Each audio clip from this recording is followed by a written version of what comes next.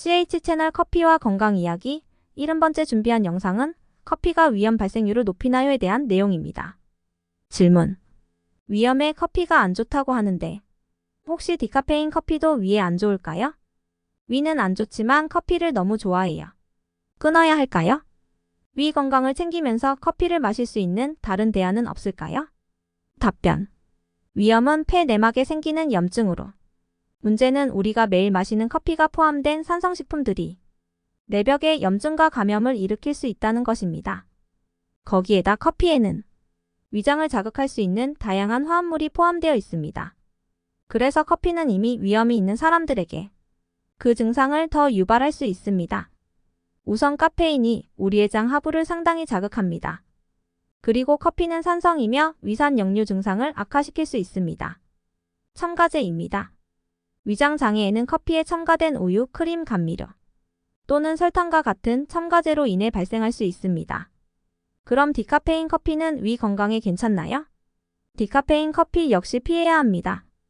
디카페인 커피도 여전히 최소한의 카페인과 일반 커피만큼의 산을 함유하고 있어 감염된 위장을 자극할 수 있기 때문입니다.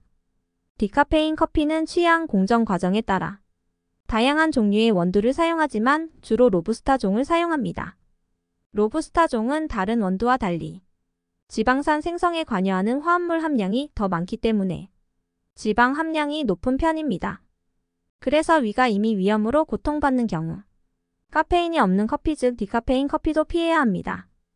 위 건강을 챙기면서 커피를 마실 수 있는 다른 대안은 없을까요? 일단 위 건강 이상 진단을 받은 경우 커피는 그 위 건강을 더 악화시킵니다. 그래서 산성 음료는 피해야 한다는 게 원칙입니다. 그런데도 커피를 계속 마셔야 한다면 고려해야 할 사안 혹은 대안으로 그리고 커피를 선택할 수가 있다면 커피를 선택할 때 산도가 적은 커피를 선택하는 것입니다. 낮은 고도에서 재배된 커피콩은 덜 산성입니다. 주변 추천을 받아 덜 산성인 커피콩을 선택 구매하시면 될 것 같습니다. 그리고 다크 로스트 커피를 선택합니다. 다크 로스트 커피는 미디엄 로스트에 비해 산도가 적습니다. 진한 커피 로스팅은 위장을 불편하게 하는 화합물 즉 성분이 적기 때문입니다. 핫커피 대신에 콜드브루를 선택합니다.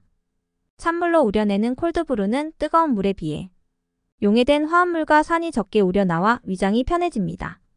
콜드브루 커피는 일반 커피보다 산도가 67% 낮다고 평가되고 있습니다. 우유는 커피의 산도를 낮출 수 있습니다.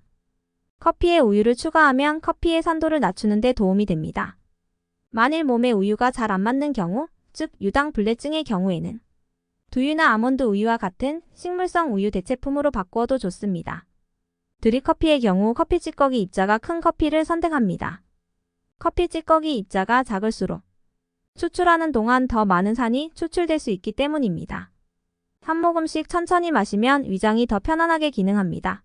그리고 공복 커피를 피합니다. 필요시 바나나 반쪽 정도를 준비 함께 먹습니다. 결론으로 요약하자면 커피에는 확실히 위장 문제를 일으킬 수 있는 화합물이 있습니다.